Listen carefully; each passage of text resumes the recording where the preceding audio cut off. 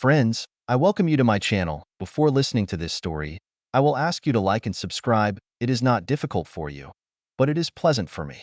And we're starting. There were 2 months left until graduation, and I was preparing to ask Tracy to be my date at the prom. I know that some guys have been asking their girlfriends for 3 months before this date, but I didn't need it because Tracy was my girlfriend. She's always been my girlfriend, and graduation was a done deal. Damn. Graduation has been a done deal since I was 5 years old.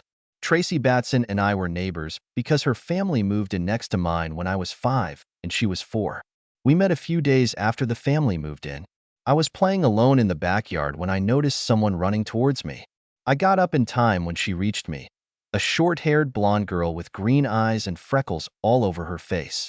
She reached out to me and hugged me tightly. I let her do it.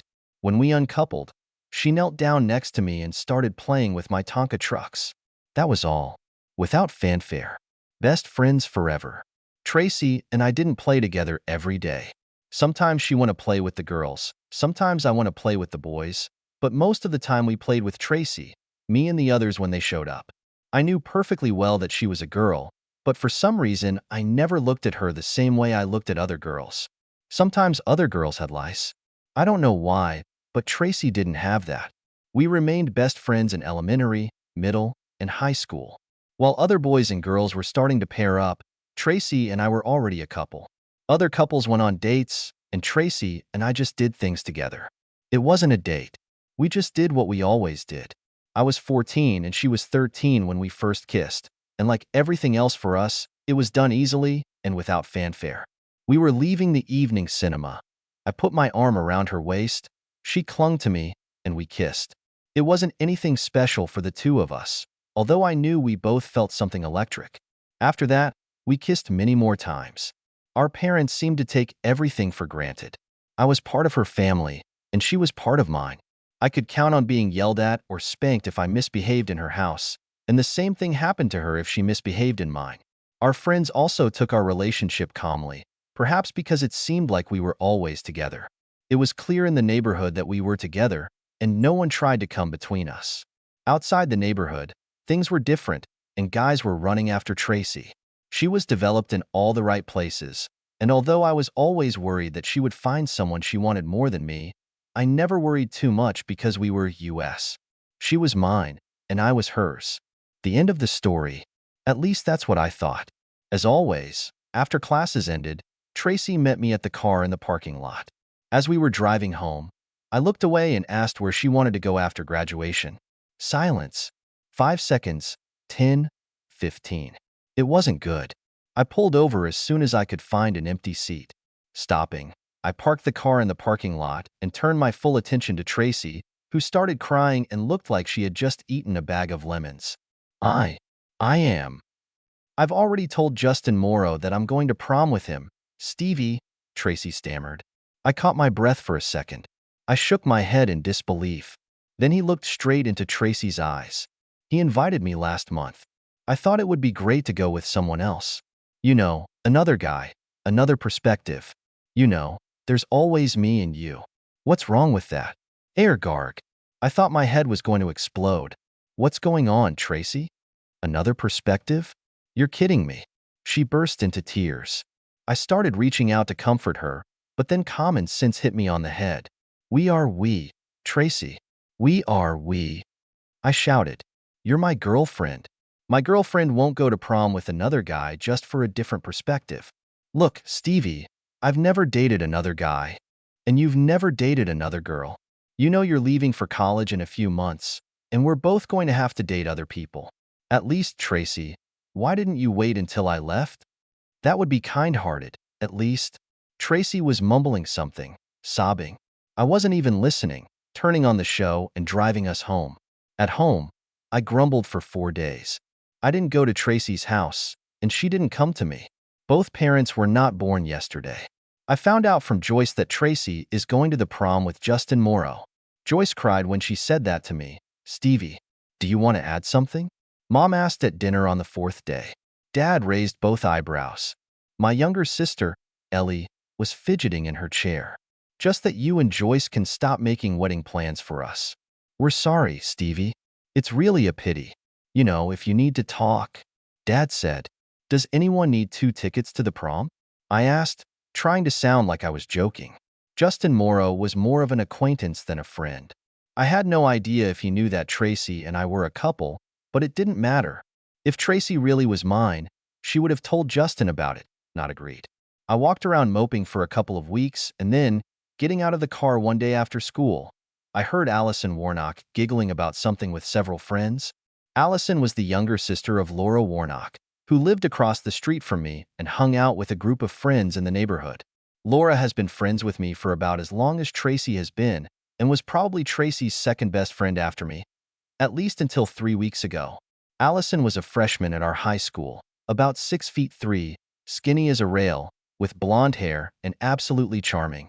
I've known Allison since I was 2 years old, and we've always gotten along great.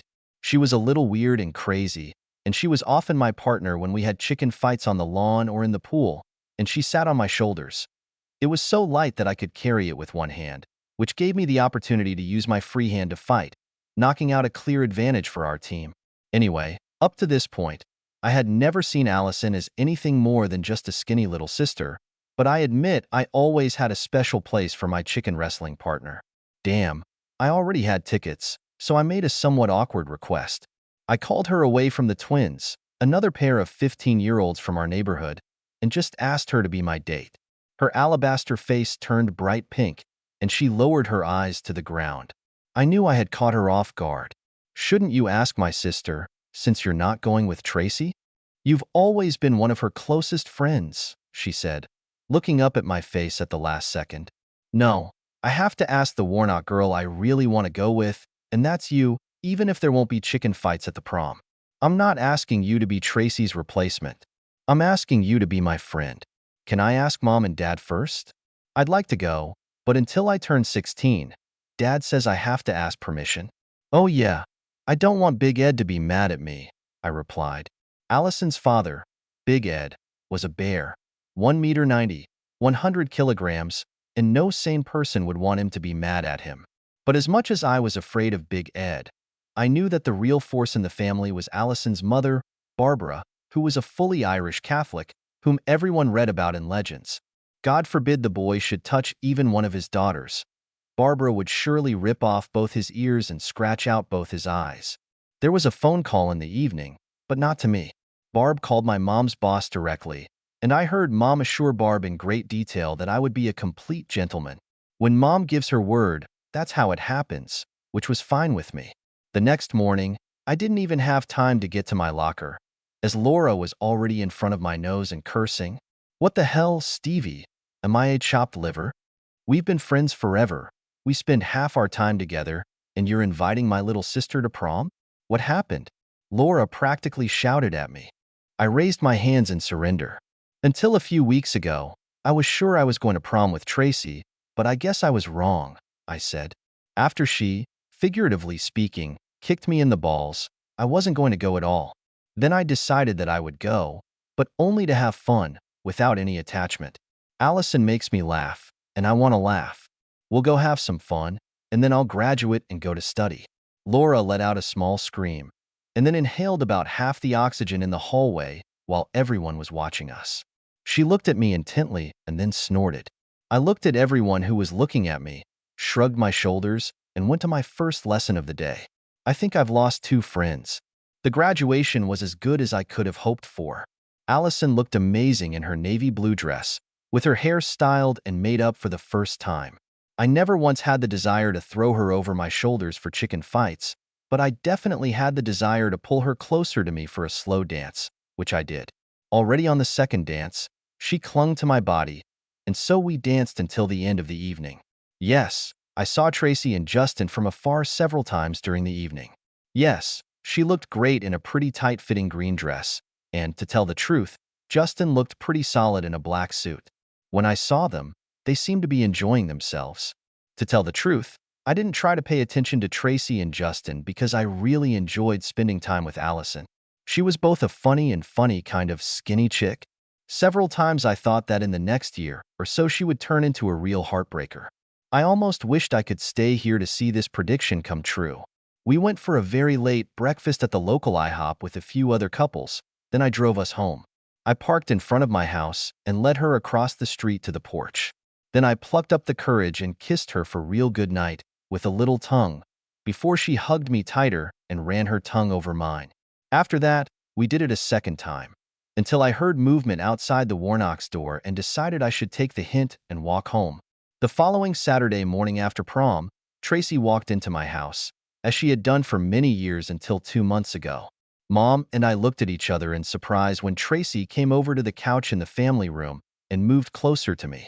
She sat in silence for about a minute while we watched Premier League football, and then whispered in my ear that we needed to talk in the backyard. I protested, but caught the look on Mom's face and realized I had to follow Tracy outside. "Don't you think this has been going on long enough, Stevie?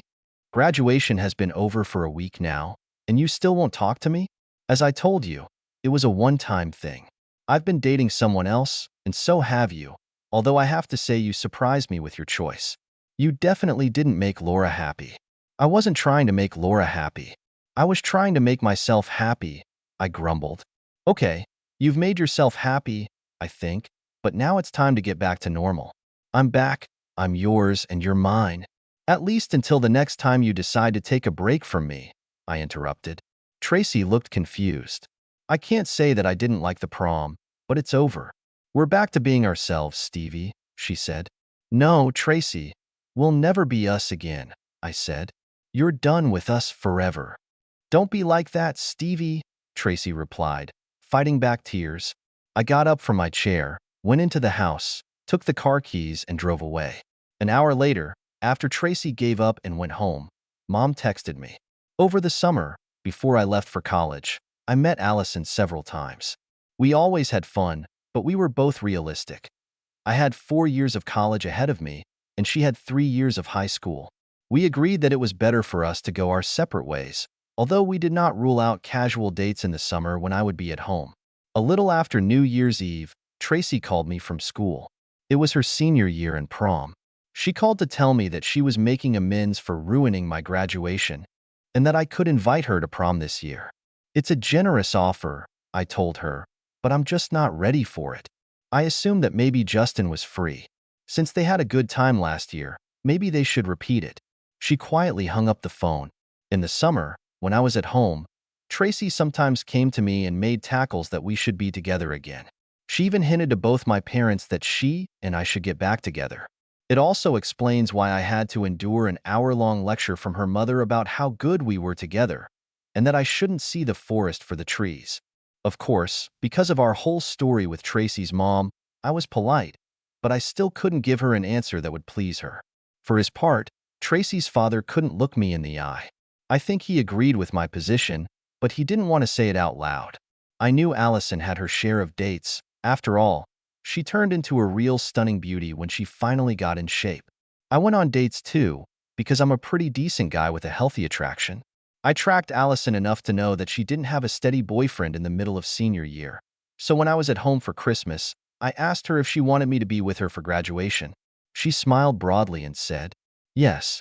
3 years have made Allison's body and mind more mature, but although she has turned into a real hot babe, she has never allowed her beauty to overshadow her cheerful character.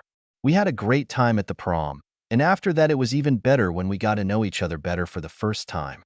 Hoping for such a result, I booked a hotel room, but I wasn't going to push Allison to do it. We started the evening as great friends, and just like 3 years ago, Allison pressed her whole body against me every time we went out on the dance floor. Her lips tasted delicious, and we spent a lot of time kissing. Towards the end of the evening, I asked if she wanted to have some more fun with her friends, or if she wanted to go to the hotel with me. She didn't look surprised or upset that I had booked a room for us. I had a bottle of champagne and a container of strawberries in my room. We took our time getting into bed, kissing, joking, laughing, and talking. I don't know how long we did this until we were in front of the bed, where I carefully began to take off her burgundy silk and lace dress. Since Allison was an ordinary child, I assumed she wasn't a virgin, but I didn't think she had too much experience in bed. We clung to each other quietly for a while before we started talking and laughing again. We got dressed and left, and I brought Allison home by 1:45 a.m., 15 minutes ahead of Big Ed's deadline for the night. During the summer after her graduation, Allison and I were together, but we went our separate ways again when she left for her freshman year of college in Iowa and I left for my senior year of college in Indiana. We occasionally corresponded by email, and although we remained great friends, we both knew that we were moving in different directions. I was graduating from college in May, and she had 3 more years of study ahead of her. They say that time is everything, and it seems that our time just did not coincide. I had to give Tracy credit for her persistence. She kept her finger on the pulse of the game, periodically sending emails, gently reminding me that she would drop everything in an instant if I just said the word. I politely reminded her that our ships had parted at night, and we both had our own lives. I got a good job at a medium-sized accounting firm in Ohio and started studying for a master's degree, thinking that one day I would want to become a college professor. I know it sounds abstruse, but I really enjoyed communicating with people through mathematics. While taking college courses, I communicated with many female students, and my social life developed more in this direction than in any other, until Molly entered my world and pulled me out of my meager existence. Molly was a divorced woman with a child who had recently started working in the audit department at my firm. With long, bright orange hair, freckles everywhere and skin whiter than white, she was a perfect redhead. Everyone understands what I'm talking about: coffee and cake for a colleague in the break room. Obviously, she took her cake a little before me, but when she turned to leave the table, the square of cake that she had just taken flew off her plate, and in an attempt to stop it, she jerked her left hand to the side, creating splashes that landed on my chest. It hurt like hell, I remember that, but when I looked up, I was lost in those green eyes, and suddenly I stopped feeling pain. It was only when another employee rushed to me with paper towels and started soaking that I felt the touch again and screamed in pain. Molly immediately started apologizing, and I went to the bathroom. An hour later, those mesmerizing green eyes appeared in my office with another piece of cake, and 5 minutes later I had an appointment for next Friday night. I must admit, I was shocked when I rang Molly's doorbell on Friday night and a teenager with red hair answered it. He must have been at least 16 years old, which means Molly was probably older than I had assumed. Not that I was put off by her age, but I was surprised when she admitted that she was 42 years old. She later said that she had been married for 16 years and divorced for 4 years. She looked great in what I would call a mom's version of the notorious little black dress, as it was a couple of centimeters above her knees. I tried not to be too conspicuous, because I knew that her son was watching me. Perhaps because Molly was raising a teenager, she, despite her age, seemed very well versed in the world of youth. It took me about 5 minutes to come to terms with it all, but after that everything seemed the same as on any other date I've ever had. We enjoyed a delicious meal and then went to a concert organized by the local Philharmonic. Not the wildest date I've ever been on, but good enough that I realized I wanted to try again. Maybe it has to do with her age, but I was a little shy about making a move on Molly. She was beautiful enough, of course, but there was something about her that scared me, to say the least. However, she clearly noticed that something was wrong, and on our 6th date she brought up the subject. We had a bourbon and barbecue night, and then went to the country western dance club to dance a little. None of us had ever danced before, but we had a great time learning from veterans at the club. I held on to Molly all night, and I knew that she was picking up the vibrations of the night, but I was again wondering how to start when Molly put her hands behind my head and pulled me to her for a hot kiss. "I know you're worried about my age, Stevie, but I'm not going to break the buzz. We have to finish this night horizontally," Molly whispered. An embarrassed smile spread across my face from ear to ear. I took her by the hand and led her out of the club. Molly might be the oldest woman I've ever slept with, but she was incredibly energetic and knew how to use her experience. About a year later, an invitation to the wedding came in the mail and made me slow down abruptly. It turned out that Allison had graduated from college about a year earlier and was getting married to a man she dated in her senior year. We stopped texting and I lost sight of her. She now lived in Illinois, but the wedding was to take place in New York, where her parents still lived. I took Molly with me and explained how everyone fits into this neighborhood holiday, because that's exactly how it really was. My parents were there: Big Ed, Barb and Laura, Tracy and her parents. Drew Goldstein seemed like a nice enough guy, but it took me a lot of internal reflection to be happy for Allison. I've never been able to get over my feelings for her, but it just wasn't meant to be. Shit happens. You have to move on. However, I probably didn't make either Allison or Drew happy when she first introduced him to me a couple of days before the wedding. We had such a history, and I was probably as close to my older brother as she was to accepting me as such. I'm very happy for you, Drew, but listen to me. And listen carefully, I said sharply, keeping a smile on my face. If you hurt her, I'll break your nose. Understood? Both Allison and Drew seemed slightly taken aback by my statement. Drew was smart enough to nod in understanding when I shook his hand. Later, Laura said that Big Ed approved of my threat. Tracy had obviously finally forgotten about me. She appeared with her husband in tow and with a belly from pregnancy. He looked like he came out of a 60s biker movie, and neither Joyce nor Tim Batson looked very pleased. Tracy and I barely talked all weekend, but we were polite when we talked. Molly and I never sought exclusivity, and I knew she was dating others, while I preferred not to. We never discussed the others until a few months after Allison's wedding, when Molly cooked a sumptuous Irish dinner and told me she had news for me. It turned out that she was dating a nice guy a couple of years older than herself almost all the time she was dating me, and he started talking about exclusivity. She decided she had to give me this information.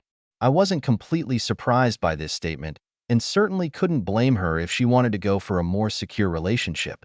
Besides, the two of them probably had more in common. She started to show emotion and even seemed to apologize, but I gently stopped her. Never apologize for doing what's right for you, baby, I said. You've always been completely open and honest with me. If you want commitments, and he can give them, but I can't, then it's on my conscience. You are a beautiful woman and a beautiful soul. I hope everything works out great for you too. I really meant what I said. I got up from the table, kissed her very gently on the cheek, and left. In a conversation about 5 years later, my mom broke the somewhat sad news about Allison's divorce. I say somewhat sad because, to tell the truth, I still had some feelings for this woman, but in fact it's always sad when someone's marriage goes down. From my point of view, marrying a person thinking it's going to be a lifelong commitment, and when it turns out not to be, it's devastating. I felt sorry for her, but I didn't try to contact her because we weren't in touch. I was more than surprised when I received a message from Allison 6 months later. It read, "Are you still there?" I guess that she wasn't sure if I still had the same phone number. I was very surprised to see who the message came from, but I didn't reply to it for about 3 days. In the end, I answered meaninglessly, yes. It took another 3 days before I got a call one evening. "Do you have a few minutes for an old friend?" "What is it?" she asked. "I really need to spend some time with a non-relative or a friend who is trying to cheer me up. I know we haven't talked much over the years, but you've always been honest with me and made me laugh. It's been a long time since I've enjoyed a good laugh. Not being a beautiful woman, I didn't realize how hard it was for Allison in the years since our breakup. In college and after, she always chose a date. She was invited to all sorts of events and social gatherings, and it must have been exhausting. When she married Drew, the handsome son of a prominent financier from Illinois, it seemed that the good times would last forever, because they both got good jobs at his father's company and enjoyed a very comfortable life in a new house in the suburbs of Chicago. Everything went awry when she found out that Drew had been cheating on her for at least a year with the daughter of an old family friend. I agreed to go to Chicago for a long weekend to give her a shoulder to lean on. I know she sounded upset on the phone, but I was shocked when she appeared at the door of her apartment in a bad part of the city. She looked like she hadn't eaten or showered in days, and her eyes seemed haunted. What happened to my little chicken wrestling girlfriend? She looked like shit. I'm sure my mouth opened, and then she started crying. Like most guys, I get completely lost in the presence of a crying woman. All I could do was hug Allison and escort her back to the apartment. We spent the next 2 hours on the battered couch while she sobbed into my shirt and confusedly talked about her grief. After learning about the betrayal, Allison kicked Drew out of the house, but then Drew's father intervened. Allison didn't read the prenuptial agreement she signed with Drew, and 9 months later Allison was divorced and living in this apartment, with no job and almost no life. Drew's father made sure that his human resources department destroyed Allison's chances of getting a good job in the area, and she worked at a dry cleaner. Allison and I talked a lot on Friday night and all day on Saturday. As soon as I came to her apartment, we hugged. But after that, the most physical thing we did was occasionally hold hands during a conversation. Everything was somehow wrong. It also made me uneasy to see Allison so broken and the way her life was going. I needed to give her a clean exit, so I turned to the only man I knew who cared about Allison more than me. I explained the situation to Big Ed as I understood it, and he promised that he and Barb would be in Chicago the next morning to take Allison home to upstate New York. When I broke the news to Allison, she almost tore my ears off, but I knew it was the right move. When I helped her pack her meager belongings, she still called me all the names she knew. I am a 30-year-old woman. I don't need to be treated like a 5-year-old girl, asshole. That was one of the nicest things she said to me while I was helping her pack on Monday. I kept in touch with Allison on a weekly basis through Big Ed and Barb. Allison stubbornly refused to talk to me. My life went on. I've been dating several women, including one for almost a year. I was already close to asking her an important question when she told me that she had met someone she wanted to date and did not want to cheat on me, so we needed to break up. I said I appreciated her honesty and returned my deposit for the engagement ring I bought. About 6 months after sending Allison back to New York, I took a couple of days off and went to Chicago for the weekend. I did some homework and was waiting outside Drew Goldstein's Mercedes when he left work at 5 o'clock on Friday afternoon. When I approached him in the parking lot, he didn't seem to remember me right away, but as soon as I took my seat, I saw a spark of recognition flash in his eyes. But he didn't have time to raise his hands, and I attacked him with all the strength that was in my body at 1 meter 83 and 82 kilograms. I felt his nose explode and blood flew everywhere as he fell to the ground. I warned you what would happen if you hurt Allison. Apparently, you forgot. But I'm not, I said quietly. Interestingly, although there were many people in the parking lot who saw me hitting Drew, none made a move to help him or prevent me from leaving. I guess the boss's son just wasn't popular. Just a few hours later, I returned to Indiana, but I still expected the police to show up at my door because of my attack on Drew, and was surprised when it didn't happen. I was also surprised 2 weeks later when Allison called me. A bird on my tail brought me that you had Drew's nose shaved a couple of weeks ago, Allison said. I thought that by threatening him all these years, you were just acting like a jerk. Now I don't know how to thank you. By the way, Dad said he'd send you an 18-year-old bottle of Glenmorangie. I had another suggestion for how Allison could thank me, and I took a week off to help her with this. We spent most of that week together, and by the time I left to return to Indiana, we had become a monogamous couple, but at a distance. We lived at a distance for about 6 months, after which she moved to live with me in Indiana. Big Ed and Barb didn't fully agree to such terms, but given our history, they gave us some leniency. However, it only lasted about a year, because 2 months later Allison accepted my marriage proposal, and 10 months after that we got married. I love irony. So we got married exactly 17 years after our first date, my graduation. The epilogue. It may have taken us a long time to be together, but as they say, the good things are worth waiting for. Allison and I just celebrated our 30th anniversary at a party hosted by our children, Eddie and Rosalie, and their spouses. It wasn't always perfect, but it was as close as I probably deserve. By the way, we get a Christmas card from Tracy every year. She has a 4th husband and 4 children who are already 25 years old. Although I didn't know it at the time, someone upstairs was looking out for me.